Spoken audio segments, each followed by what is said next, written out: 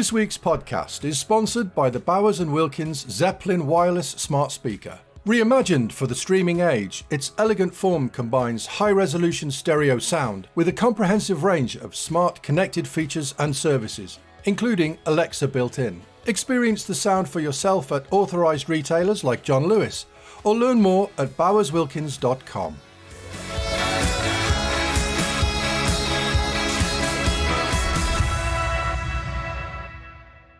Hello and welcome to the Abbey Forums podcast, streaming live on Wednesday, the 10th of November, almost end of the year. And joining me tonight, Ed Selley. It's a very modern machine that transmits pages over the telephone.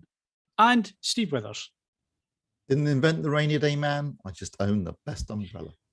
Welcome along. We are back yet again, streaming live tonight. We've got a packed show for you yet again tonight. So we've got competitions coming up in a sec. We've also got some hardware stuff to get through. There are two Philips TVs that I've been looking at recently. We're going to cover them in a little bit of detail because obviously the reviews are coming up soon. We've got some home cinema hints and tips.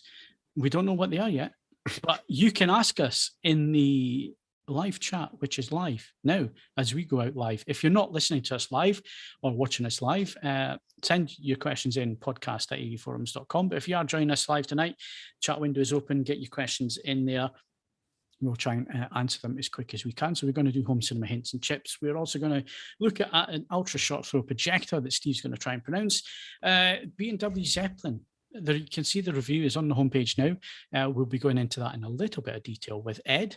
It's a new speaker out, a new Zeppelin. So is it any good and how does it compare to the previous models? We'll find out a little bit later on. We'll also find out Ed's album of the week. It is a cracker this week. I've had it on a couple of times. Steve's going to talk 4K discs. There's some news about Disney Plus, adding some IMAX Enhanced Marvel stuff. So if you want to ask any questions or you've got any opinions on that, get them into the chat window. I've got a few opinions on that. Yeah, we're well aware of that. And what have we been watching this week? I've actually watched something this week, so we can talk about that, as well as what Steve's probably been watching and maybe what Ed's been watching as well, because we're getting to quarter-final time in Bake Off, so interesting. We'll no doubt be coming back to that a little bit later on. But first of all, what have we been up to this week? Steve? I live out in the middle of nowhere, so it's quite dark at night, but there is a lamppost not too far from the front of my house, which I noticed a couple of days ago. Actually, well, I particularly noticed it last night when I got home in the dark, that it's broken. It's pitch black now, I can't see a thing. And I've been thinking for a while now about buying a telescope, and after watching that new Brian Cox series, The Universe, I thought, I really fancy getting into a bit of astronomy. So I've been researching telescopes because now that light's out, I can sit in my garden with a telescope and get some fantastic views of the night sky. When it's clear. Yes, obviously. I guarantee you, as soon as I bought this thing, it's going to be cloudy for the next 3 months. Absolutely. But on the off chance we get a clear night, there is something really profound about seeing. I know you can say, "Oh, I know that Jupiter's out there, and I know Mars and Saturn are out there," but when you actually can see them with your own eyes, it's something really profound about it. Or seeing the Andromeda Galaxy, rather than just being a smudge in the sky, you actually see it's a spiral galaxy. So yeah, that's what I've been doing. I've been researching that and trying to work out what. So actually, if anyone listening to this or watching this is a keen astronomer, I know Russell Williams is really into that. Yes, he was. Yeah. Yeah, well, I assume he still is, unless he's dead.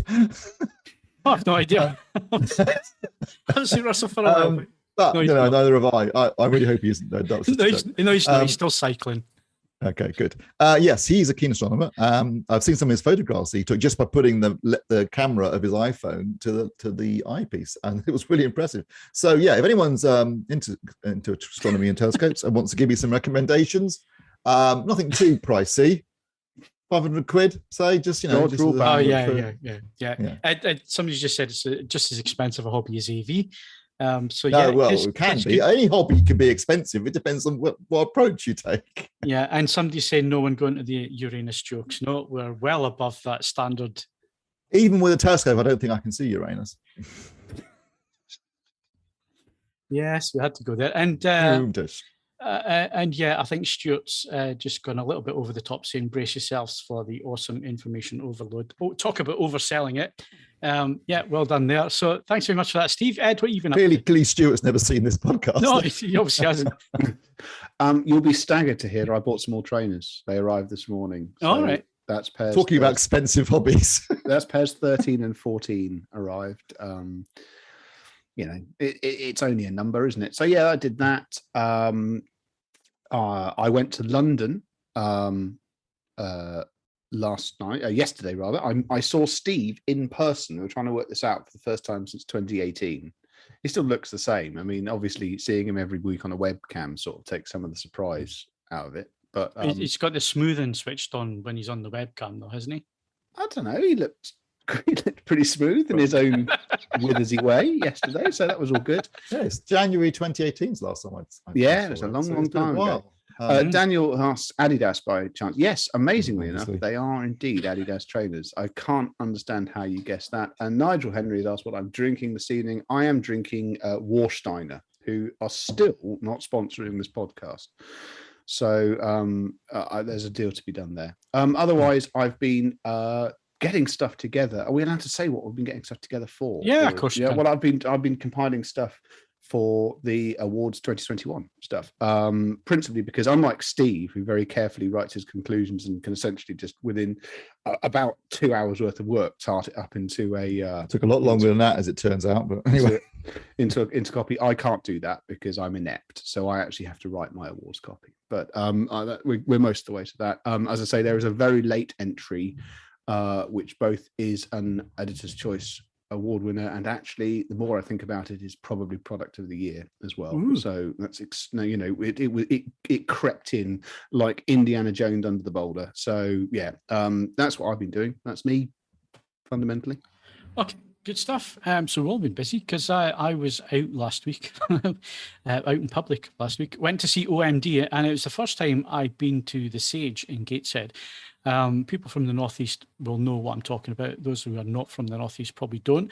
It's a purpose-built music venue. It sits next to the River Tyne on the Gateshead side of the River Tyne, next to the Tyne Bridge. And it's a fantastic venue. First time I've been there. And of course, for the last few months, we have been talking about acoustical design for your home cinema. Well, this was acoustical design in practice. Basically, there's two large auditoriums called Sage 1 and Sage 2, or is it Sage A and Sage B? I can't remember. It's the first time I've been there. But two spaces, and fantastic. It was like walking into a textbook on how to design a musical space. First of all, walking into the auditorium, it's obviously a room within a room. So you walk through two doors. It's quite a wide corridor, actually, from door 1 to door 2, probably about 4 feet. And then you're into this auditorium space on 3 levels.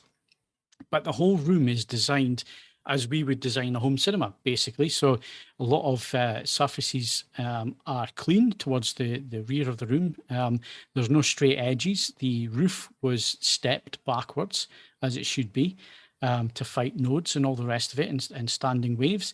The sides, there was no doors. So there was a door, but the doors were hidden into the wall. So there was a lot of diffusive design to the doors and the paneling towards the rear of the room, obviously to make the sound more diffuse towards the rear of the room. And I've got to say, it is probably, and I was right up in the heavens, up by the gods, layer 3, right up the back. It sounded like I was listening to a £50,000 hi-fi. It was astonishing, the audio quality. It was a live, obviously, performance, but it sounded like I was in the front row.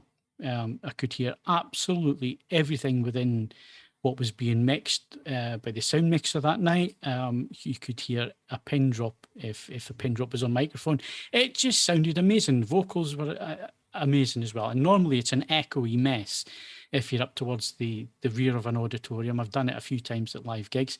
This was absolutely astonishing.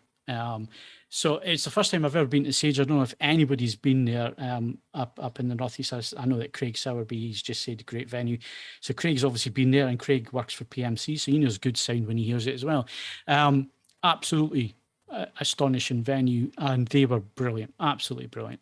So it was a really good night out, and of course it's not a huge auditorium either. So I think it was only a few hundred, maybe just over 1,000 in there.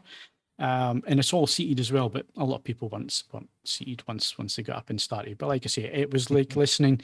It was like listening to a really high-end hi-fi system, full range.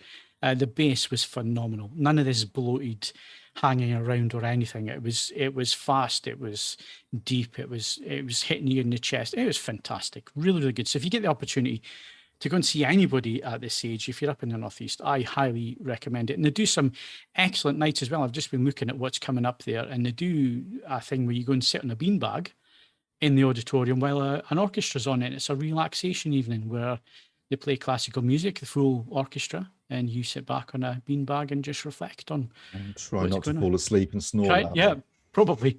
But stuff like that really interests me. And like I say, from a textbook point of view, if you're talking about acoustical design and acoustic spaces, if you want to see it in action, that's a perfect example of it. Purpose built.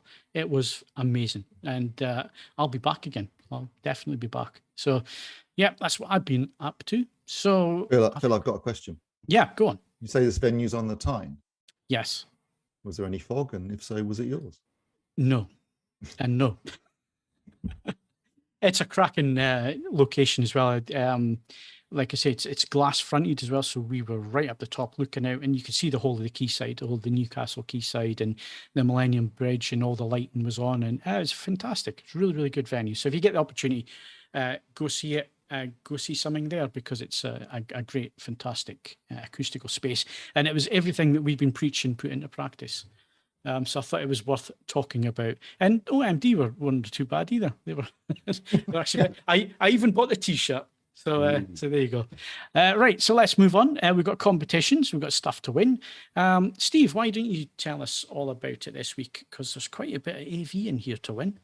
Yeah, this week you can win. Well, this competition is running for a while now, and it is an absolutely stonking prize, as Ed mentions every week. It's the KEF LS50 Wireless 2 all-in-one speaker system worth $2,500.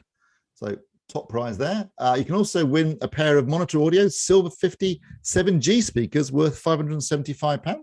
Very nice. That's seventh generation, not some hitherto unseen wireless technology, just to be clear on this. Yes, 7G as in seventh generation, not. And there's also a Polk React soundbar with Alexa built in. I reviewed this. This is a really good soundbar. It's good for the price of £249, even better for free. There's also a Violet smartwatch worth 169 quid. Smart switch, darling. Oh, sorry, smart switch, yes. I was thinking watches. When did we start doing watches? Don't worry, I read it as a violent smart switch. Violet smart switch worth switching what exactly?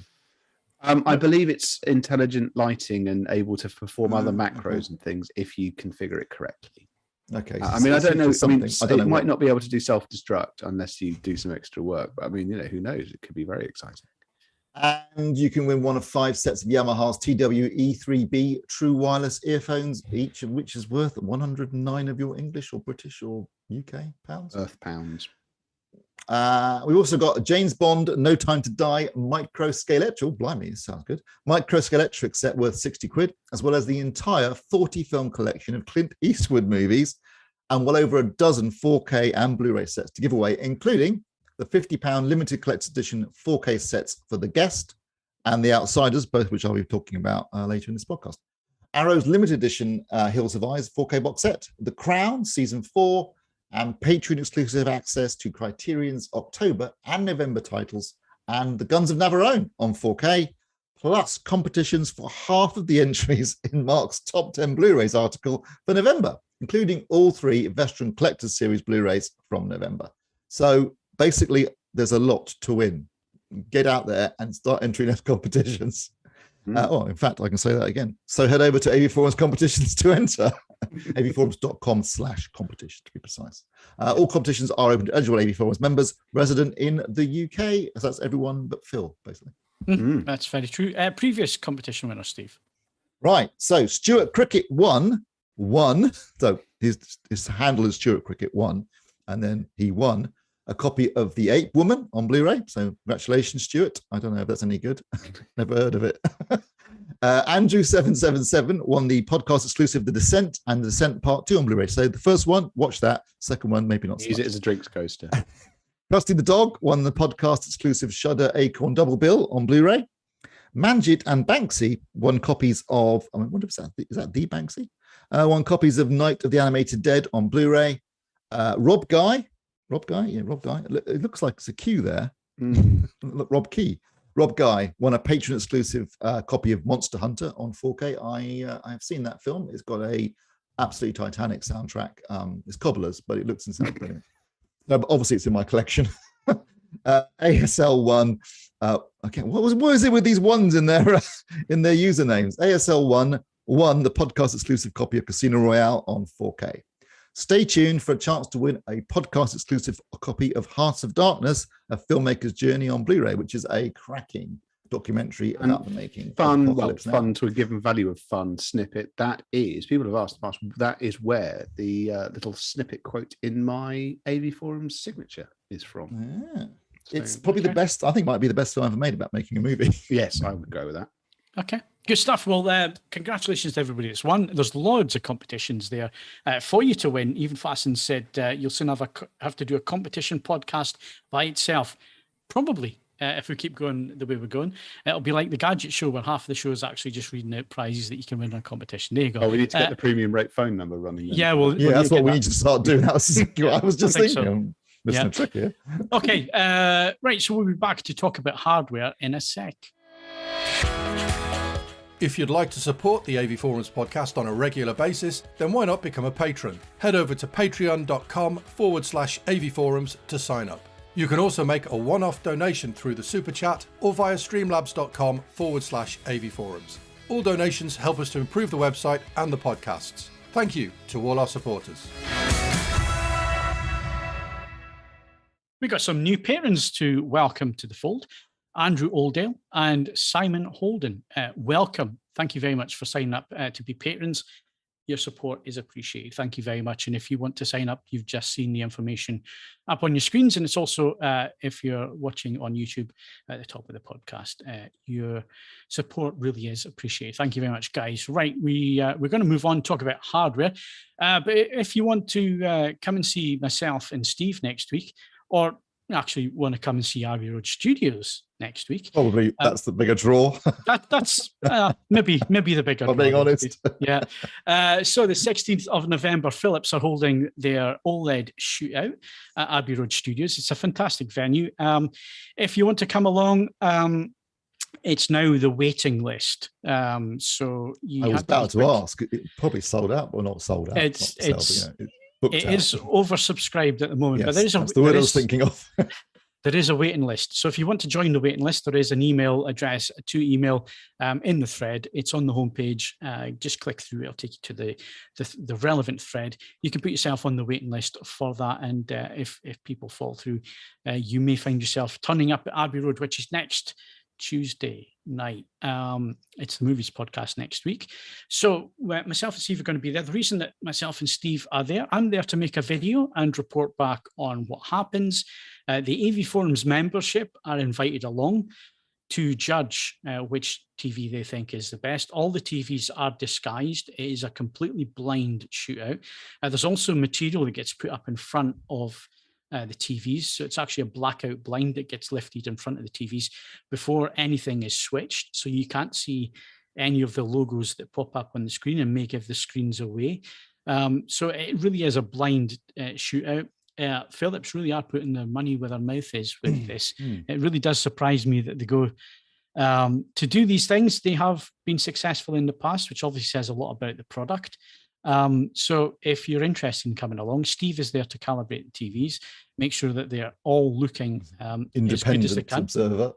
And yes, as an independent observer as well, just to make sure that there is fair play.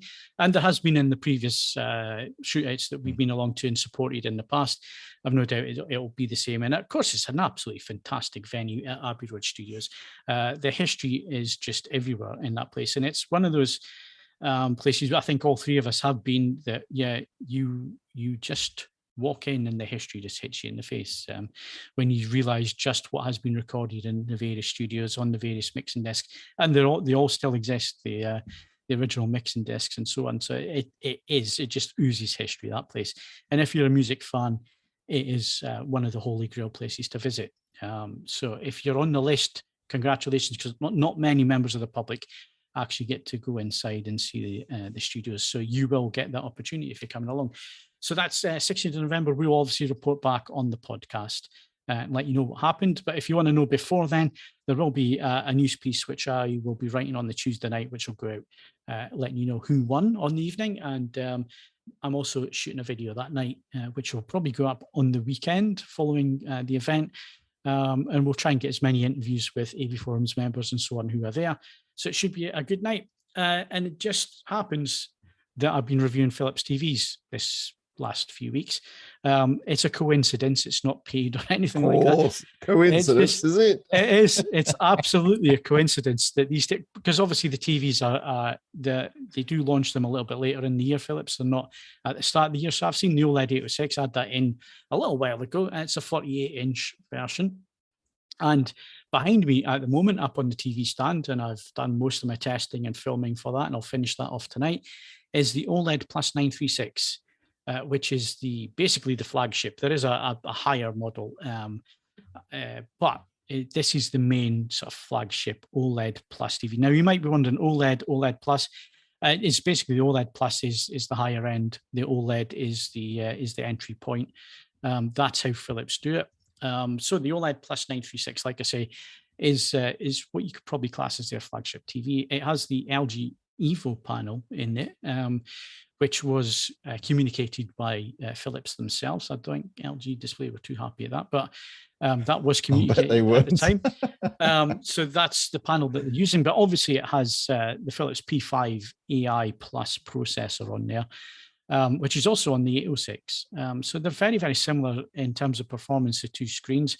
The 806, the 48-inch, direct competitor is the 48-inch LG C1. They measured identical in terms of peak brightness, in terms of full screen brightness, and so on. The differences really are the Philips has Ambilight. It now has gaming features on this, so two full bandwidth HDMI 2.1 inputs on there.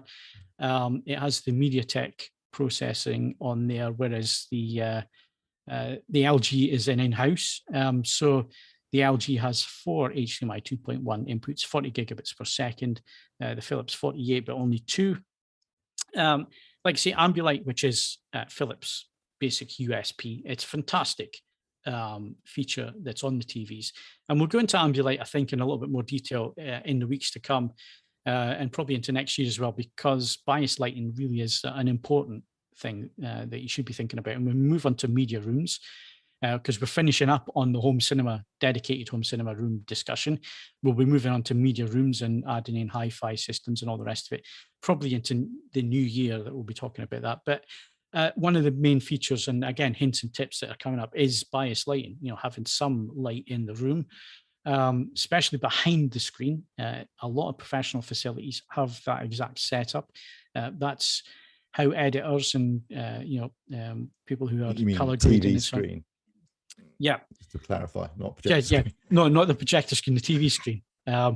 Yes, and professionals sitting in rooms for hours on end looking at these screens in dark environments, they all use bias lighting because it relaxes the eye. You don't get eye fatigue because your eye's not opening and closing all the time.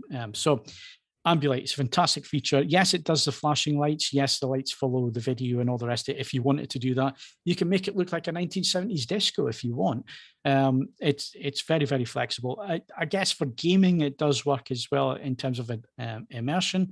If you're into your games and you want a little bit of lighting and so on effects to your peripheral view, then it would work for that. But obviously, at AV Forums, we're going to point you in the direction of bias lighting, and I think that's where it has real benefits. It has an ISF setting for that, so it displays a static warm light.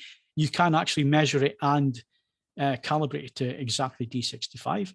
There's also a setting in there as well where you can tell the TV what color the wall is behind the TV, which again is important if you're going to have the lighting on there. And of course, it then extrapolates that data that you put in, and it makes sure that the light that's being shown on the wall is the correct light. So the OLED 806, direct competitor to the C1, there are differences. Basically, Ambilight, some gaming features on the Philips. Phil, is that the first time that the Ambilights had that feature, or was it in previous generations as well? Which features that had? The knowing the color of the rear, or learning the color of the rear wall. It was in. I think it was introduced last year on the 935.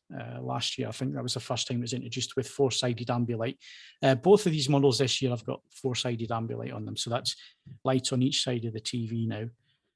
So the 806, very, very strong TV. The review is up on the homepage. Go have a look at it if you're interested in that TV. Like I say, it measures the same in terms of peak brightness and so on with the LG. There are differences, though. I would say that, yeah, out of the box, Filmmaker mode was not that accurate on the 806. Certainly not as accurate as the C1. So it's the first time I've seen an OLED where it wasn't absolutely bang on. It was a little bit out when it comes to Filmmaker mode. Obviously, the differences, again, Philips picture processing. If you're somebody who likes a processed picture, extra sharpness, edge enhancement, all that kind of thing, soap opera effect on your motion and so on, Philips do it better than most people in the market. That's not how we would set our TVs up, but if that's what you want, they have a really strong processor that does all that. In terms of accuracy, it will do accuracy as well. It has the ISF modes on there. It has Kalman support, but it's not working at the moment, so I wasn't able to test that. They're still waiting on final bits and pieces coming through on Kalman AutoCal, but it will be a feature on there. So they take image accuracy very, very seriously. But at the same time, they also put a lot into their processing with the P5 chip and the AI processing and so on. And of course, Danny Tak is their picture guru. For those lucky enough that's going to go along to the event, you'll get to speak to Danny, and he's always open to a little bit of feedback and so on. 936, so the OLED plus 936, we had a couple of questions. Let me just bring those up because I had to hide them away in the chat.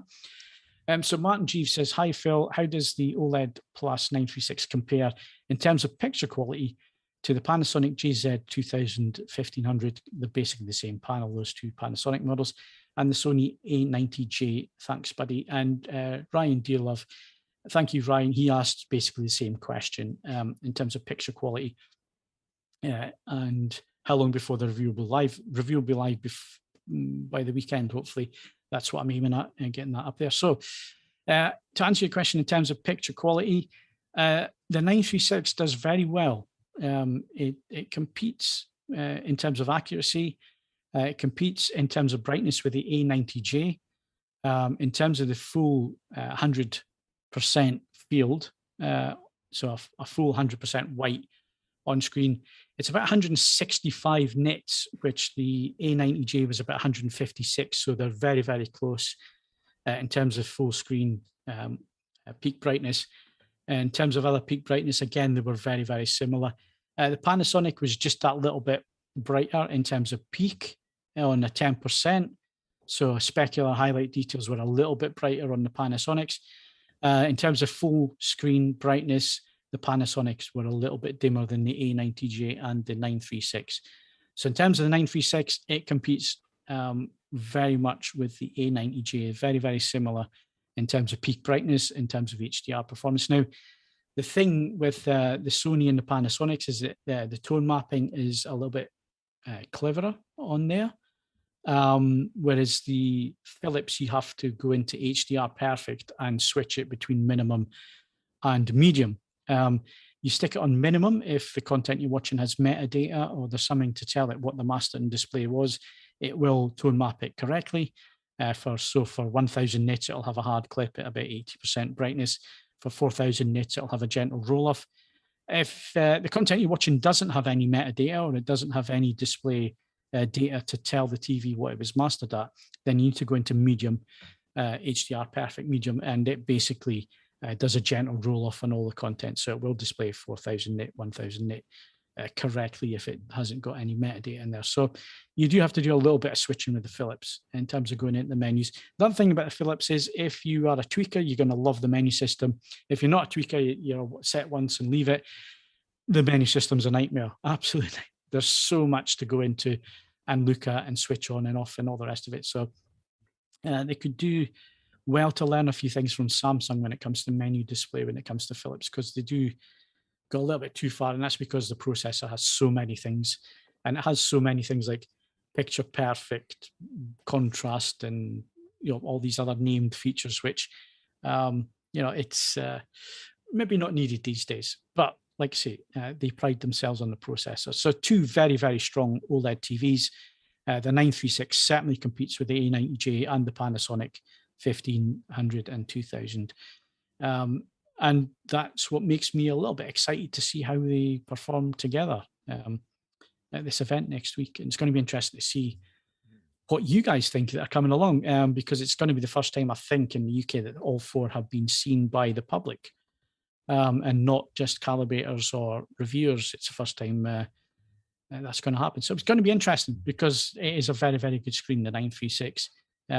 Philips are definitely, they have had a confident swagger about them for the last couple of years, and it's deserved. The products have been very, very good. And Steve's seen the products as well. Would you agree with that, Steve? Yeah, definitely. Absolutely. I will say that I think they've had good products for a long time. I think their problem in the past has been maybe getting them into stores, but that seems to have been addressed in recent years. Yeah. But yes, they produce and always have produced really good TVs.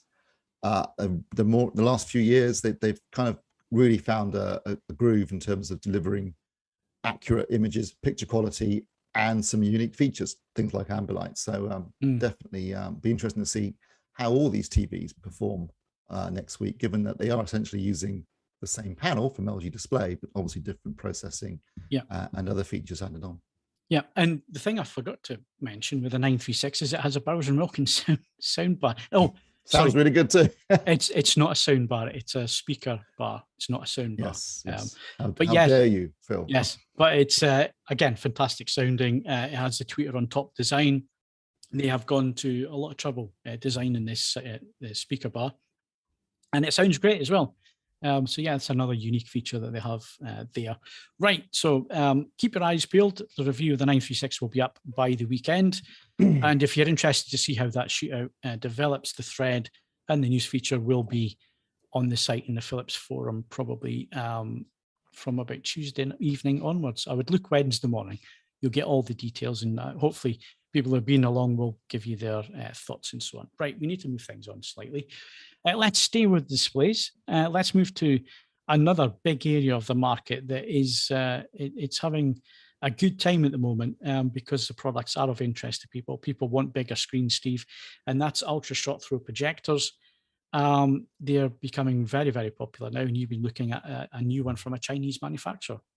Yeah, I've been looking at the XGIMI Aura ultra short throw 4K laser projector. Interestingly, they chose the name Aura because that's also the name of IMAX's new PVR box. This is a £2,149, which, considering you can get a 150-inch image out of this, only, I mean, you have to check how far from the wall you need to be. It's not far. It can do it at, did I not put it in the review?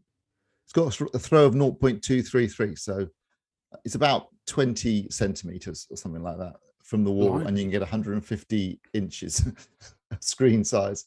So if you want big screen entertainment and you haven't got enough money, because, you know, when you're talking about, say, well, obviously there aren't TVs that are 150 inches in screen size, but if you're looking at, say, an 83-inch OLED, I mean, they're what, £6-7 grand at the moment, I think, which is very reasonable for what you're getting. But, you know, if you can get something even bigger for a third of the price, fantastic.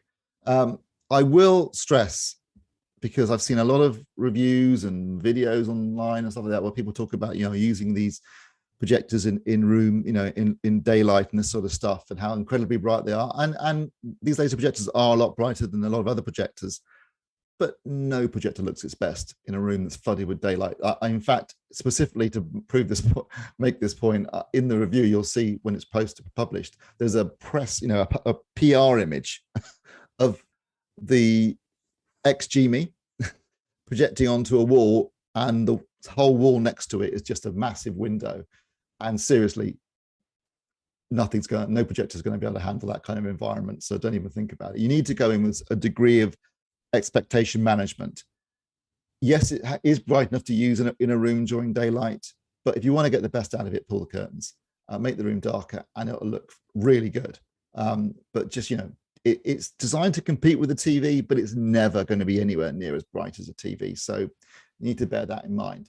But as a TV alternative, this is actually a pretty impressive offering. I mean, not just because it's what, 2,149 quid, which is up to now the cheapest of these projectors that I've reviewed, but it uses a single chip DLP. Obviously, it's not native 4K, but you'd be hard pushed to tell difference unless you're looking at an actual test pattern. Supports SDR and HDR, supports 3D. So if you're into 3D still, that's something you can enjoy. It's got a built-in Android TV smart platform that actually works and is pretty good. A few things missing. Netflix hasn't been certified for it yet. And of the UK catch-up services, only My 5 worked. ITV Hub was there, but didn't work. BBC iPlayer. Interesting choice. All four of BBC iPlayer were missing. So it's not perfect, but it's certainly pretty good. Better than most of the others I've seen, with the exception of Samsung's Premiere, which has got a full all singing, all dancing times. And it's quite a lot more money. It's 3 times the price. So it's got a good smart platform. It's got a built-in Harman Kardon sound system, which actually sounds pretty good.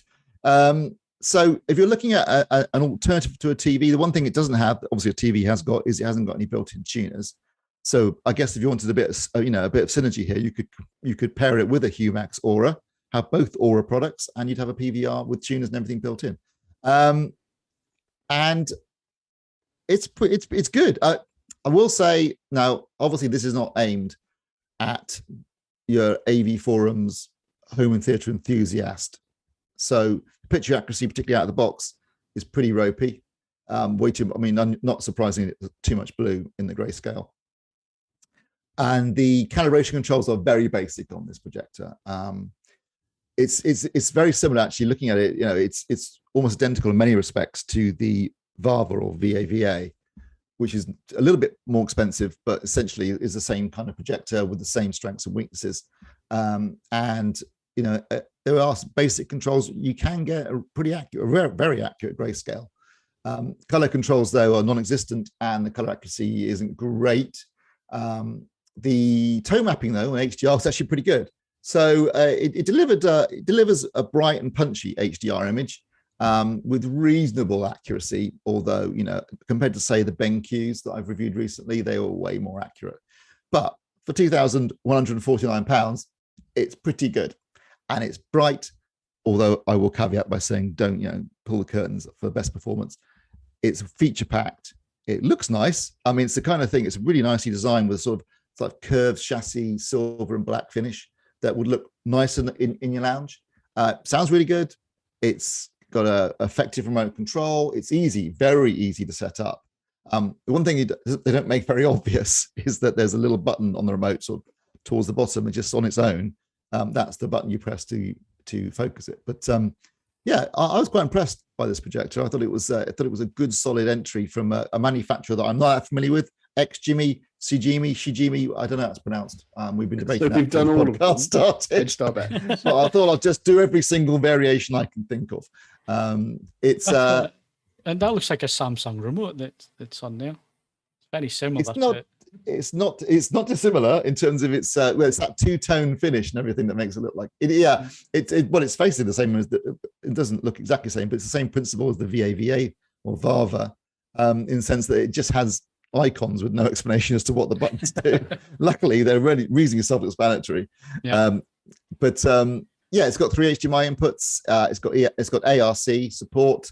I mean, as I say, with the exception of not having any tuners, it's a viable alternative to a television. Okay. And if you want that kind of screen size, so some of the photographs that we're seeing there that Stuart's putting up on the screen show it having an actual screen. I take it doesn't come with a screen. No. You're obviously, again, you could project onto a white wall, but for best performance, get a screen. And I guess if you are using it in a lounge with ambient light, an ambient light projecting screen will give you the best results again. Yeah. So yes, this doesn't come with a screen. And I'm not aware of any, I mean, I think Vava were doing a package, or no, BenQ, was it BenQs? We're doing packages where you could buy the projector and an ambient light projecting screen. This is just the projector. So £2,149 there. That gives you some spare change to buy a screen with, and you can get something for a few £100 that will do the job nicely. So I mean, basically, I've awarded a Best Buy badge because at that price, it does deliver an awful lot for your money. Yeah, it does seem to do that.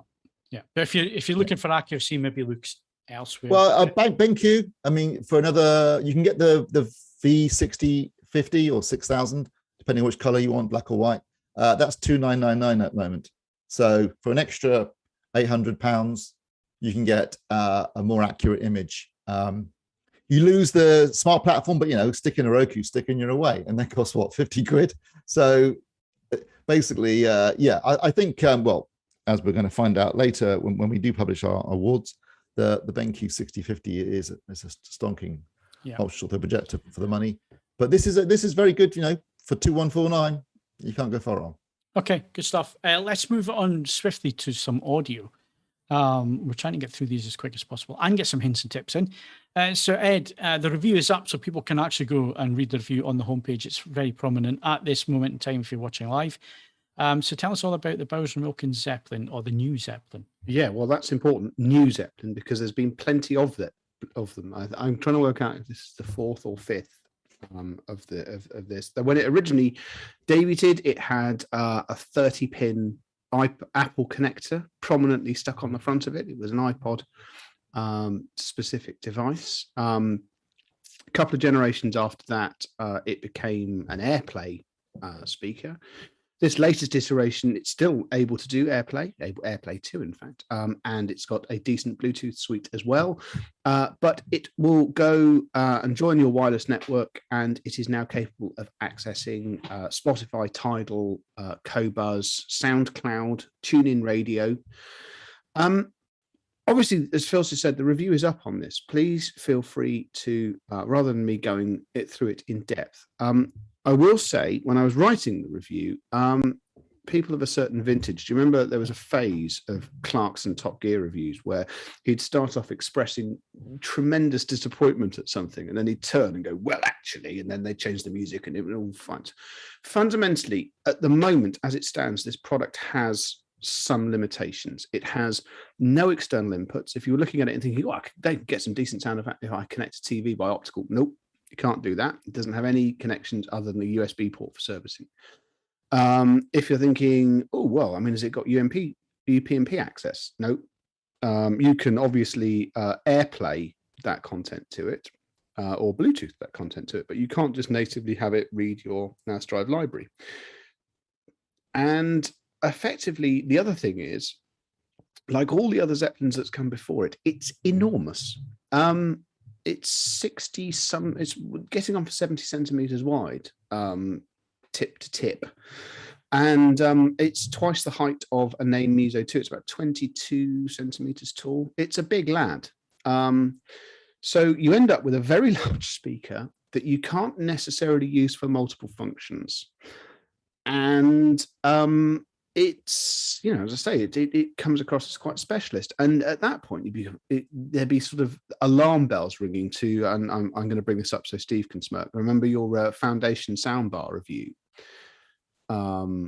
That was that was perhaps, so it's thinking, oh God, is this more of the same? It really isn't, because the critical thing about this product, why I have put a recommended badge on it, and I'm happy to stand by that recommendation, is this is comfortably the best sounding wireless speaker you can buy for under £1,000, and it's not close either.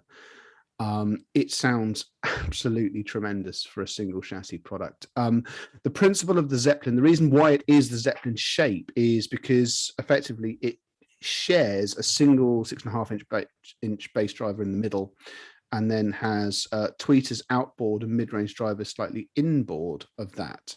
The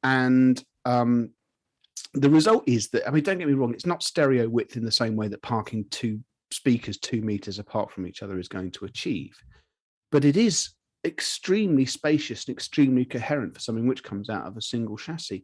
It goes effortlessly loud. It sounds genuinely engaging and genuinely good fun whilst you do so. if you just need a single point music system and that you're happy to use Qobuz or Tidal, for which MQA apparently is in the works, it's sensational. But it just at the moment, I'm conscious of this podcast being sponsored by Bowers and Wilkins.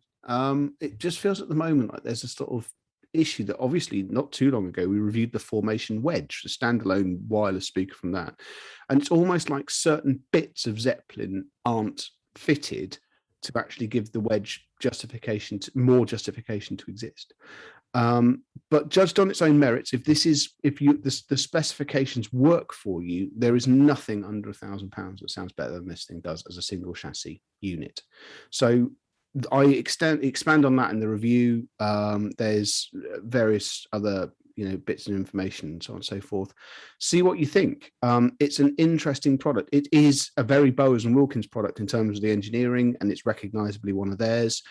I just wait with interest to see what, if anything, is added or modified to the specification in the coming months, because Bowers has said it's not a fixed object. It can have software updates. So we'll see what happens with that. All right, thanks very much, Ed. Again, I hate to rush through things, but I once again say time is against us. But like we say, the review's up there. Go read it. It's on the homepage right now. It will be for most of this week. So if you're listening a little bit later on, you can still go and see it. It will still be on the homepage. Go have a read of that, and leave Ed your thoughts in the comments. I'm sure he'll ignore them. Right. So moving on, we've had some questions come in. So let's give people some answers. $8.99 donation from Alex. Let me say that again. Alistair Cox, $8.99. He asked a question, Steve, which I think is right up your street. Yes, he asked a question. Your recommendation, please, on a sub. I realised initially I thought sub were further than sub £1,000 5.1.2 receiver, must have working EARC and support for all the HDR formats. In that price range, for my money, no questions, no doubt about it. I'd be looking at the Denon X3700H, which I believe, and I'm just going to double check. I believe that is definitely a sub. Live podcasting. Yeah, sorry, I've no way around this. I'm going to have to look. I'm not off the top of my head how much it costs. I'm pretty sure it's 899 quid. Oh, there you go. So that's your sub £1,000. For that, you get Atmos DTSX, you get IMAX Enhanced, you get, I believe it's got, I just double check, I think it's got 7. Or I suppose 99% more than your super chat donation. It's got 9 channels built in. Oh, blimey. And it can decode up to 11. So it's got everything you want there. It's got one HDMI 2.1 input, but all the HDMI ports support everything you want. Obviously, it's got EARC. It's well built. It looks nice. It does a great job. Always been a big fan of Denon. I think they deliver some really, really good AV receivers, and they deliver them at a price point where I can't understand how they make any money. But the only problem you might have is actually finding one. Yes, Steve and I were speaking to an unnamed retailer yesterday who was bemoaning the fact that they have stopped taking orders on certain Denon products because they don't know when the next turning up, which is a bit of a limitation. Supply is an issue. But that's everywhere. I mean, we as a business, we ordered a new M1 Max MacBook Pro. It's not coming till I think the end of December. It's only the beginning of November, so everything is like that at the minute. Everything's delayed, or you can't get stock of stuff. So unfortunately, that is the way of things. So, Alistair, but if you can find one, Alistair, my recommendation is the AVC X3700H from Denon. Yeah, thank you for your question. Thank you for your donation. It is appreciated. There was also a question in there. I'm just trying to see who the question was from because I copied the question and not the person. Apologies, I don't have your name, but the question was 55-inch 806 and C1 are now the same price. I believe the 48-inch screens are also the same price, and both of them now under £1,000. So absolutely cracking bargains there. They're now the same price. Which one would you buy? It's going to come down to what you're looking for. If you want an all-rounder that's got the everything in terms of apps on the smart TV, 4 HDMI 2.1. If you're a gamer, that is really important at the moment. And you want accuracy out of the box and a nice design, I'd go with the C1. if you're looking for accuracy out the box for movies, and you want Ambilight, which is a great feature, those are the plus points for the Philips. So it's a tough choice. It's a tough choice right across the whole market at the moment in terms of OLED. They've all got the pros and cons, because I think the 880J from Sony would also be a strong contender between those screens as well. Maybe a little bit more expensive, but the competition is really intense this year. So it's a tough one. It's going to come down to what you actually want from a screen. Terrible Username also asked, have you reviewed the A1 LG OLED series? No, not yet. I haven't had any samples through for the A or the B yet from LG, but I will be chasing them. Same with Sky Glass. Had no response to request for review there. I have seen it getting a kicking elsewhere, so there's maybe reasons why.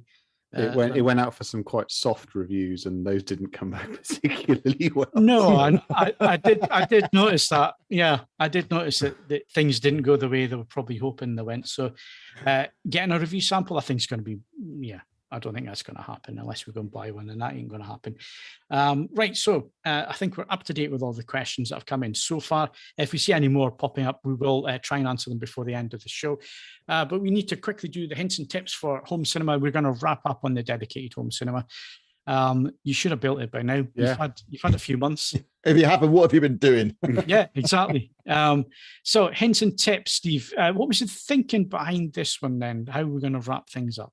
Well, I was just thinking, when you get to the end of that process, there's there are often do's and don'ts. So for example, two things that occur to me. I'm assuming at this point that we're talking about a dedicated home cinema with a projector.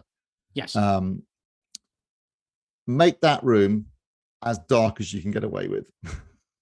So, if you can paint it black or put up black velvet, whatever, if you can go that far, do it, because the cheapest and easiest way to get more out of your projector is to make the room darker. The darker the room, the better the contrast. If you've got something like a JVC, you really have to put it in a room that's light controlled and has dark walls and ceiling, because otherwise you're just not going to get the full benefit of those black levels and the contrast and the shadow detail. So make the room as dark as you can. And I know some people think, well, I don't want to paint it black or make it completely a black hole, but in that case, go for dark colors, your sort of your burgundies and dark maroons or whatever, or purples or something. Let's go for a dark color because the darker you can make that room, cut out any light sources. Yeah. Do not put posters on the wall. Well, I was going to say that was my second point, which is I know it's tempting to think, I'll put some film posters in there. Don't because you're basically putting mirrors in the room.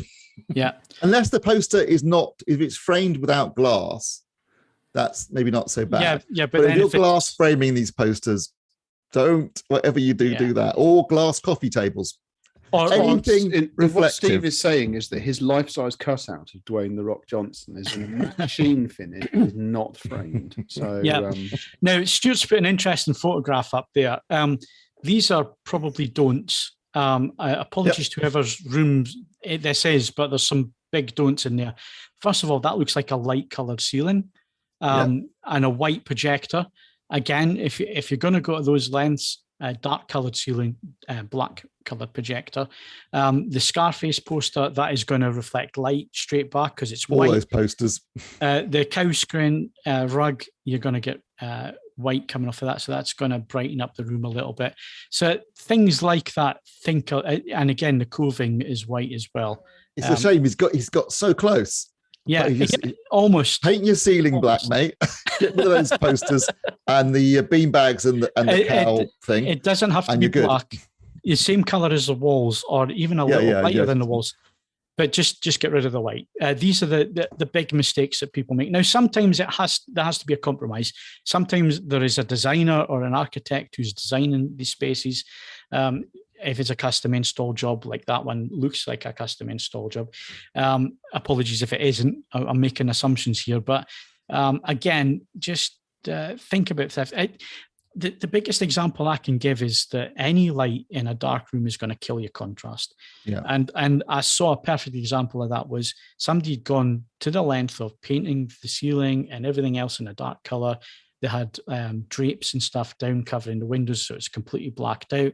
It looked fantastic. They had their AV rack opposite the screen, and obviously the light from the AVR killed the contrast on the screen.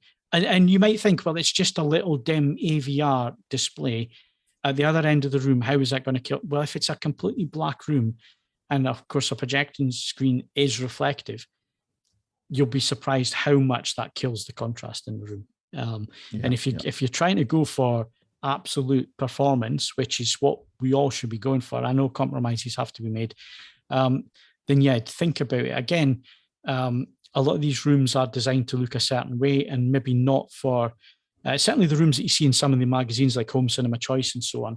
They're fantastic designs, but from a performance point of view, they're not the best. Basically, if you want a general guide to what not to do, just look at any of the custom install winners in magazines. Almost always, they're absolutely awful in terms of home cinema design. In terms of performance performance, this is it turns out what I mean is, in terms of like, they're always white walls, white columns. They look great, but like, that is not what you want to do for a home cinema. Just think of it this way: when you go into a cinema, a commercial cinema, it's just a black hole, basically, unless it's some real Art Deco place. But a modern designed home cinema, or like an IMAX cinema, it's black. It's blacked out. You can't see the speakers, big screen, seating. That's it. And that's really what you should be trying to achieve as best as you can. And obviously, as you said, Phil, there's always a degree of compromise in this. But something like that is what you should be going for. Yeah, as much as you can. And certainly towards the screen as much as you can. If you can get away with having the screen wall really, really dark and maybe a quarter of the way down the side walls, that's a decent compromise to make. So yeah, just think about that. Again, don't put posters and stuff on the wall. Nothing that's going to reflect light or get in the way of sound. Now, I have seen one room recently where the guy had gone to great lengths to put sound deadening material in the room, which is great. However, it was on every surface. Don't overdo it. Don't overdo it. You will kill the room. The room has to have some reflections, especially towards the rear of the room where you have surround effects and so on. You don't want to deaden the room too much. You don't want to kill it. Dead room sounds awful. Yeah. Awful. Yeah. So a bit of, well, I think we've mentioned this before, but if you're going to do some acoustic treatments in your room, you want to put some absorption at reflection points, which is basically sidewalls and directly opposite on the wall, directly opposite, behind you, directly opposite the speakers, particularly the center speaker, and then also some diffusion around where the surrounds are at the rear and the sides, just to give it a bit of liveliness in that area, and that should work well. But don't go mad. If you start, if you just go and deaden the whole room, it'll sound awful, really awful. And another thing that occurred to me, because this is something I did, partly out of necessity, because at the time I was using floor standers and I didn't have an acoustically transparent screen, I put it too high.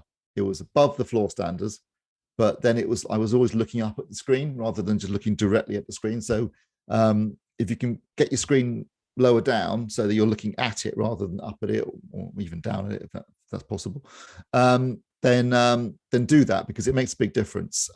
And by the same token, when you're talking about not being too dead, don't have a room that's too reflective either. I once got a phone call from a guy, said, I bought this. He bought a very expensive Sony 4K projector. And he said, it doesn't look very good. And I said, oh, what's wrong with it? He goes, but the contrast is terrible. And I said, oh, okay, well, look, I'll come out and have a look. It wasn't very far away from where I lived, and I was talking about calibrating the whole system. So it doesn't sound very good either. So it didn't look, he had expensive equipment, but it didn't look good. It didn't sound good. And I thought, okay, well, I'll see what I can do. Got out to his house. It was a completely white room with a white tiled floor, white walls and ceiling, no furnishing at all. It was the most reflective, bright room you'd ever stood in your life, both bright acoustically and bright in terms of, light, big windows. And I'm like, okay, I can see where the problem is.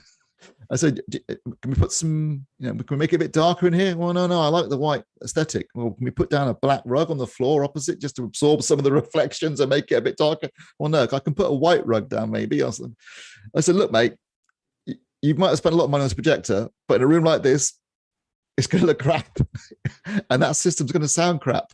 And there's nothing I can do about it unless you let me change the room. So yeah, don't make it, don't deaden it too much, but try and avoid being too bright. I'll just say 3D Blu-ray bunker. If it was John Lennon, Steve would never shut up about it. So, no, trust me. Plus also, I was Ouija board. Can I do something? 13 when he died, for God's sake. Can I do something rather more prosaic at this point? It bears repeating. Once you've started accruing all of your stuff, and you've got it mapped out where it's going, and you're starting to put it all in. Label everything. Label stuff which is obvious, because it's obvious when it goes in, but it may not be obvious 2 years later. And when I say label it, I don't mean with a biro, sellotape, and ambition. Everything needs to be typed, marked, and clearly added to both ends of all cables. I promise you, you will not regret the effort that went. Very good advice, Ed. Standard practice for reviewers, but maybe not for others. But that's the first thing I had to do, especially when you're swapping equipment in all the time. You need to know what's what and so on. But good advice there, Ed. Don't ever. And when you say label, I mean label plugs too. Because if you've got a whole load of plugs, you don't know which one's which. I do mean label everything. Everything. Yeah, that's a very good point. The amount of time it will save you fault finding is potentially in the days if it's done correctly. And it means that if you do need to change something, it is the work of a couple of minutes rather than essentially looking at it like a paranoid bomb disposal expert going, what on earth do I do now? I mean, this actually, in more complicated 2-channel systems, it's probably worth doing. But for stuff like this, everything is labeled and both ends of the cable, no exceptions ever. Okay. Yep. Okay. Every cable, speaker cable, interconnects, the lot. Yep. Speaking of which, so gentlemen, what would be your opinion on cabling and interconnects? What would you do?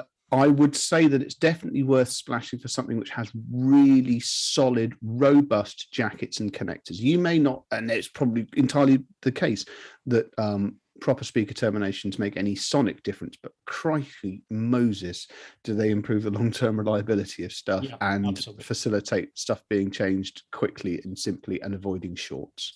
So I'm not suggesting that you go all in with stuff made out of unobtainium. If you choose to, that's your prerogative. That's your it's a free country, and it's not going to make anything sound any worse. I think the internet, Ed, has made everybody that little bit more savvy. Even people with just a passing interest in the hobby, they know all about snake oil. They know that you buy a good quality, well-made cable, you don't have to spend hundreds of pounds on stuff. You don't need to spend tens of pounds on stuff nowadays. With even the Amazon Basic stuff is pretty good quality these days. The basics are great, actually. I frequently buy their stuff because they deliver exactly what they say they're going to do. Mm-hmm. And they're pretty well made too. They're pretty robust. Would say that the original QED 79 strength, that is the cockroach of speaker cabling. It is completely indestructible. You cannot, unless you go at it with an axe. You can store it underwater, you can store it outdoors for a decade, or you can do all sorts of horrible, horrible things. And so long as you terminate and clip off the corroded end, it's still absolutely good to go. It is incredible stuff. Yep, good stuff. So that's worth it. I was going to say, anyone at Abbey Road next week, just look at the cabling that they're using. Well, I was just going to say that, Steve. You read my mind. We've been to Abbey Road. I've been to Air Studios. I've been to Skywalker Ranch. I've been lucky enough to see a lot of these places. And you're right. The stuff that's in there is probably just a couple of grades better than Bell wire, to be honest with you. And this is what the albums are recorded on, and the microphones used and all the rest of it. So yes, good advice there, Steve. We need to wrap up on this. We need to go to software next, and that's coming up next. If you enjoy the podcast on YouTube, then please like and subscribe. If you're listening to the audio version, then please leave us a rating on your podcast app. We invite you to email questions and feedback to podcast@avforums.com and join in with this episode's discussion thread in the podcasts forum at AV Forums.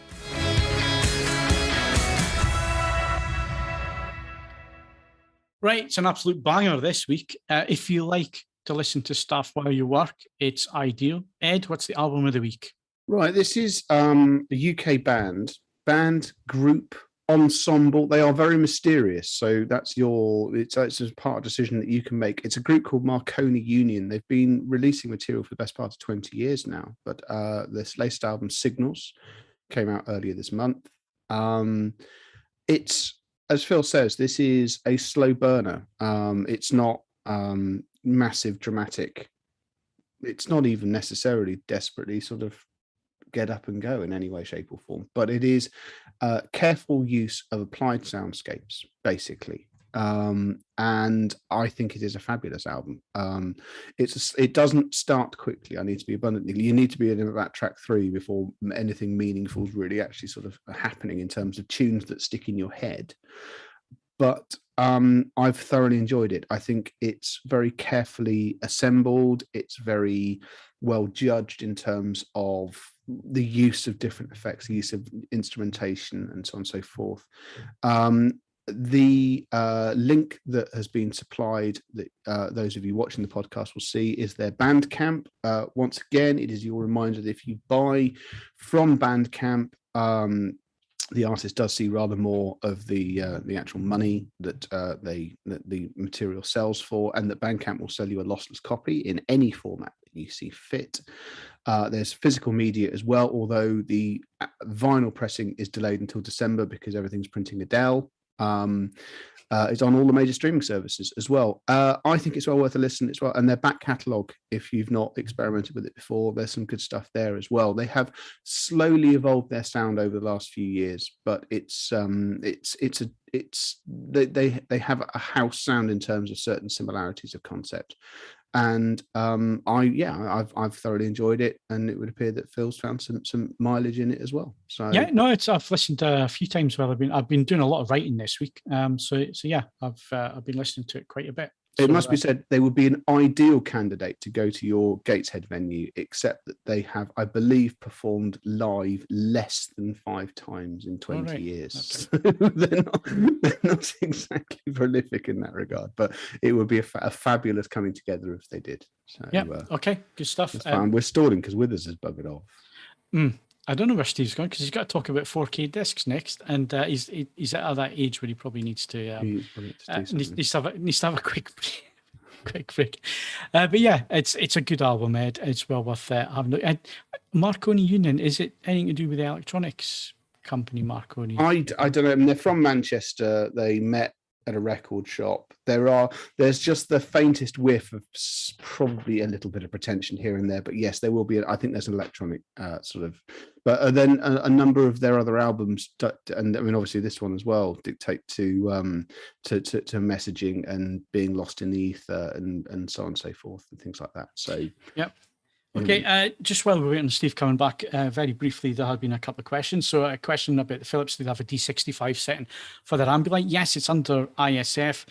It will depend on your wall color behind the TV, because not everybody's going to have a pure white behind the TV. So there is the option within the ISF menus to actually measure it and make adjustments, so you can get to D65 properly. But yes, the ISF setting should be D65 out of the box, but that is assuming you have the right color wall behind it. Craig Sowerby says large gauge copper cables for longer runs. Agree there, Craig. But yeah, you know what you're talking about, mate. You still don't need to spend a fortune on that. No, so. You don't need to do that. And there was a couple of other questions which we'll come to towards the end.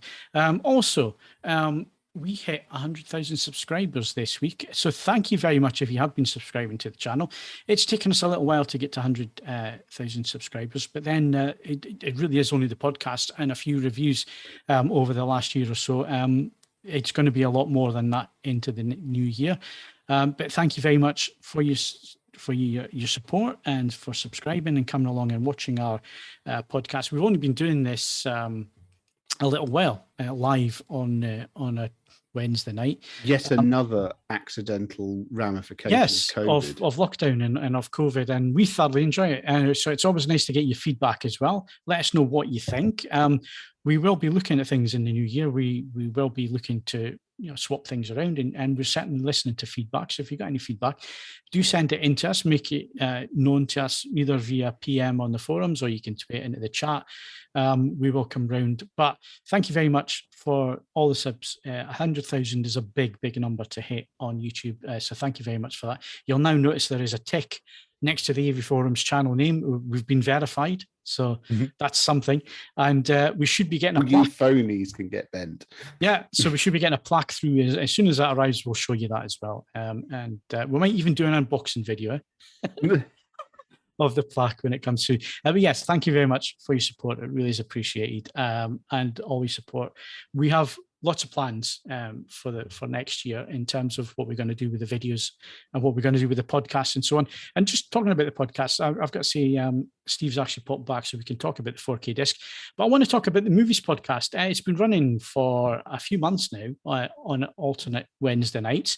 I watched last Wednesdays. It was about foreign cinema, and fantastic job that Kaz did with that. So it was Kaz, Mark, and Simon.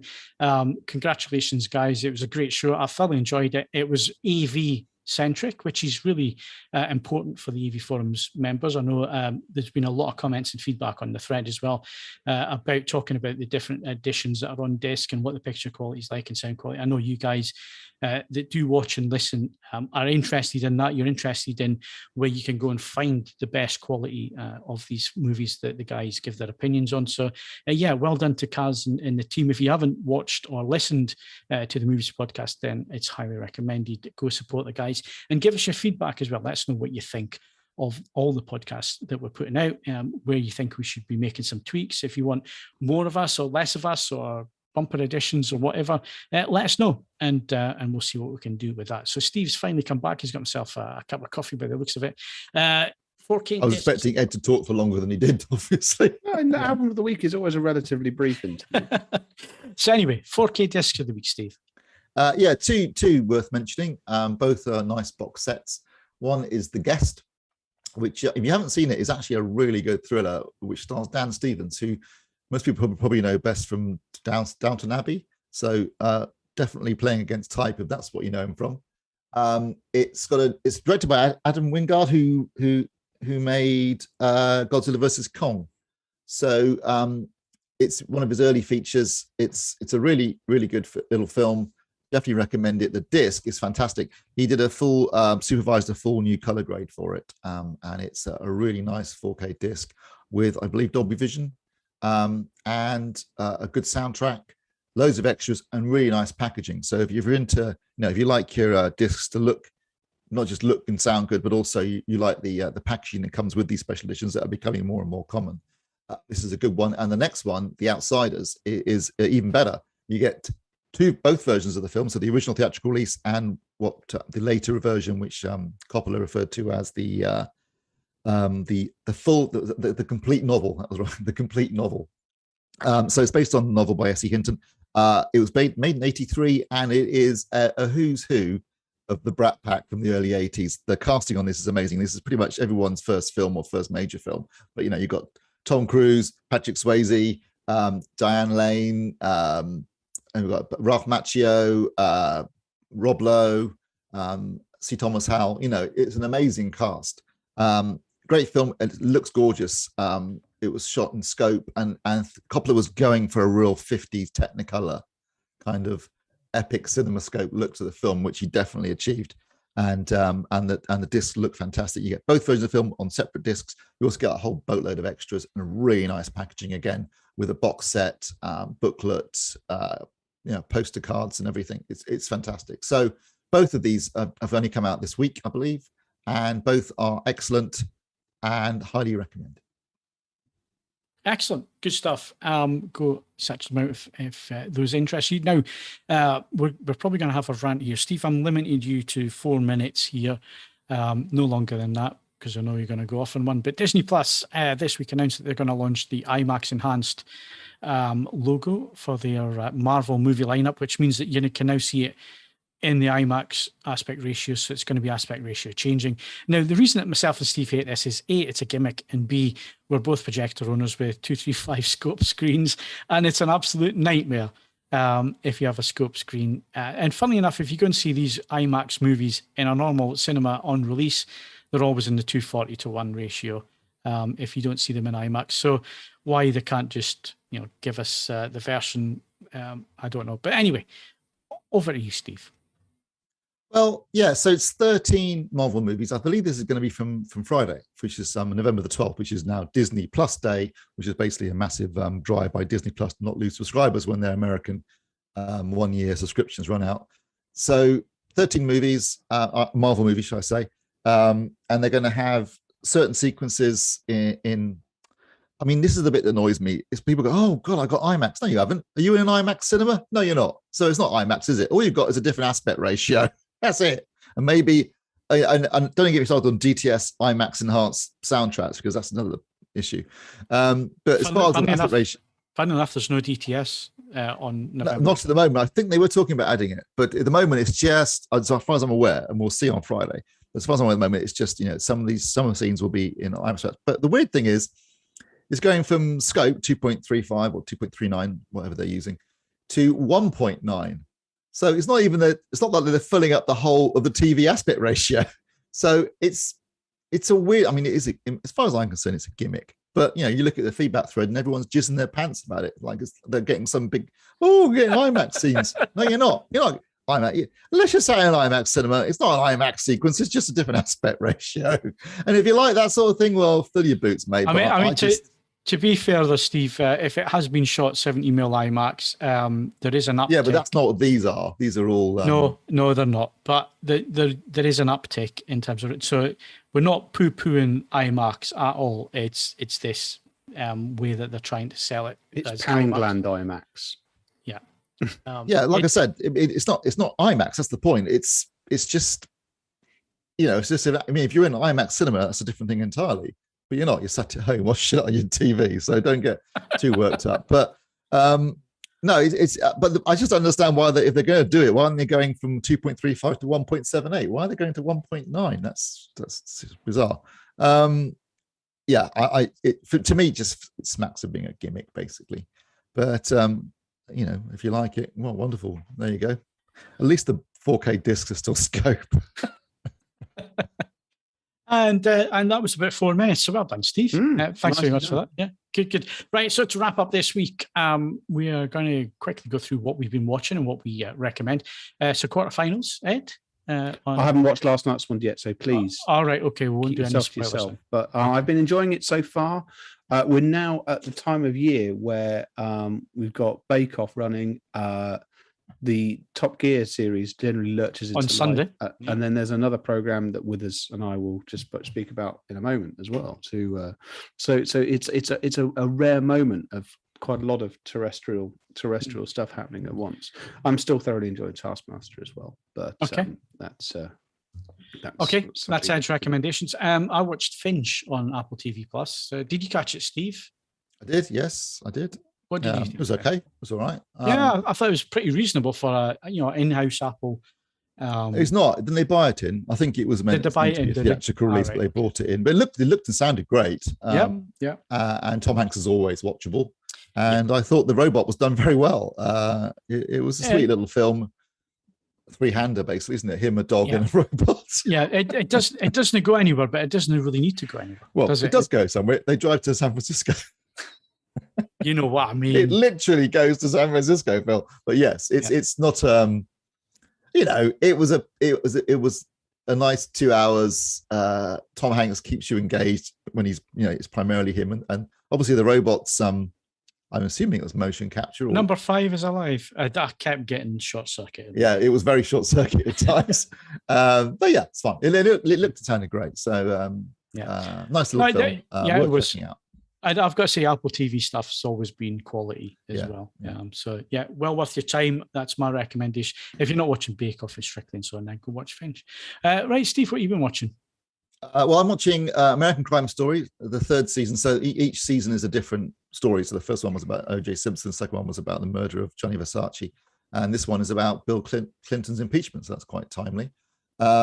It's quite funny, really, watching thinking back to a time when a president was being impeached for getting a blowjob, as opposed to trying to bring down the country and the government. So those are good old days, weren't they? An erection there. That's not quite the same thing, is it? Anyway, it's yes, obviously it's got Beanie Feldstein, isn't it? She's playing Jonah Hill's sister, to be more precise. She's playing Monica Lewinsky, and Sarah Paulson is playing Linda Tripp. And under heavy makeup, Clive Owen is playing Bill Clinton. So there you go. I've only seen the first 3 episodes so far, but I'm enjoying that.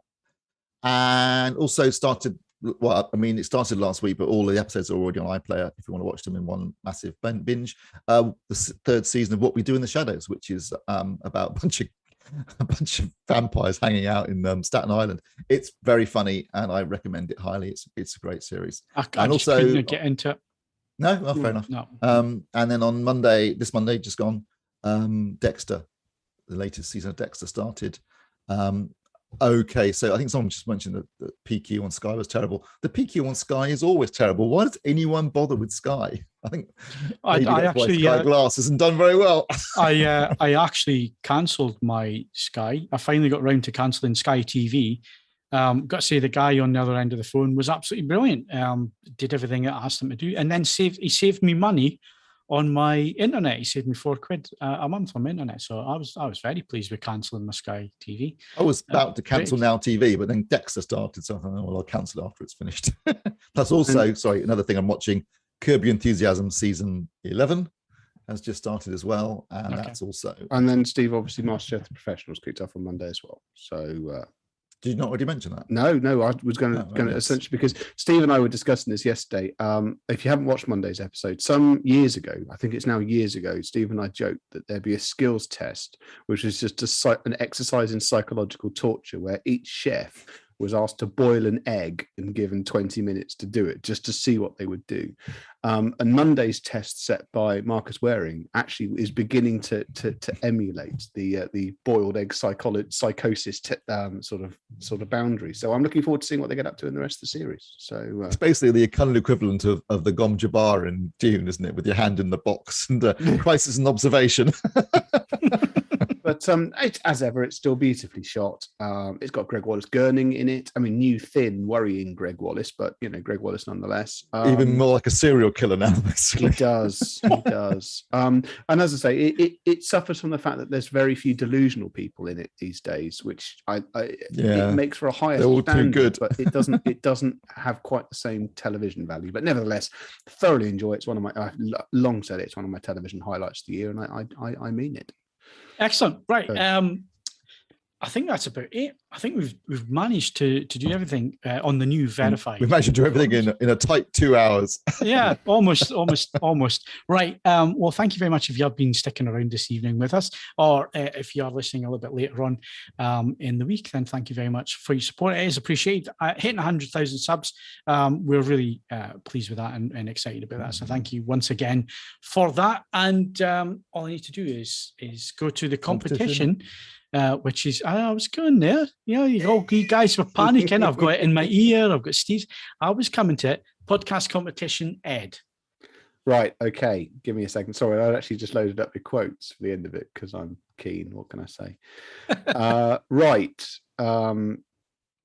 Where's the blooming thing gone? Right. To win a copy of Hearts of Darkness, A Filmmaker's Journey, just use the following question to select the correct answer from the competitions page. Who played Colonel Kurtz in Apocalypse Now? Okay, there you go. Go enter that and win a copy of that on Blu-ray. Thank you very much again for your time.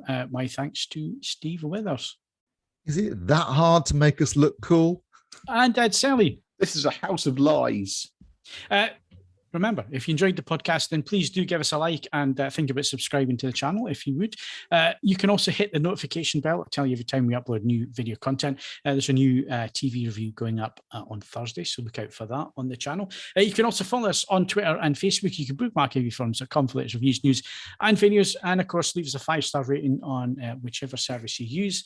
If you do, that would be great. And also, don't forget, if you're interested in that Philips thing, there will be a video next weekend going up on the channel as well. So keep your eyes peeled for that with the results and with the forum members giving you their thoughts as well. So I'm Phil Hinton. Thank you very much for watching and listening, and tune in next week for the Movies Podcast.